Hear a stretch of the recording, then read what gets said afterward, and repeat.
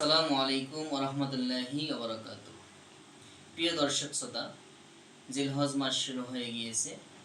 জিলহজ মাসের অলরেডি 2 দিন অতিবাহিত হয়ে গেছে। আজকে তৃতীয় দিনের রাত্রি শুরু হয়েছে। তো জিলহজ মাসের কিছু গুরুত্বপূর্ণ আমল রয়েছে। আজকে আমরা সেখান থেকে কিছু আমল বলবো।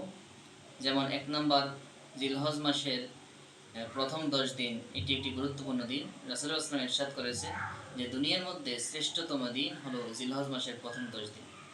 এবং এই 10 দিন যদি কোনো ব্যক্তি তার নখ, চুল, মোচ ইত্যাদি না কাটে, তাহলে সে ব্যক্তি একটি কোরবানি করার সমান সওয়াব পাবে। তো এই আমলটি হাদিসের ব্যাপকতার কারণে বোঝা যাচ্ছে এটি শুধুমাত্র এক হাদিসে আসছে যিনি কোরবানি করবেন তার জন্য আমল, আবার অন্য হাদিসে আসছে স্বাভাবিকভাবে আমভাবে। তো এই জন্য বোঝা যাচ্ছে যে যিনি কোরবানি করবেন না তিনিও যদি আমল করেন তাহলে তিনিও এই সওয়াব পাবেন।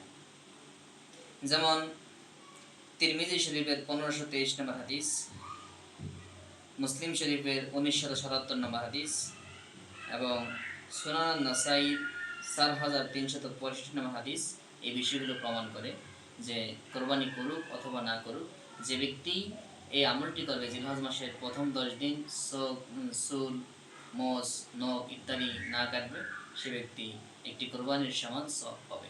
আল্লাহু আ'লামু বিস-সাওয়াব।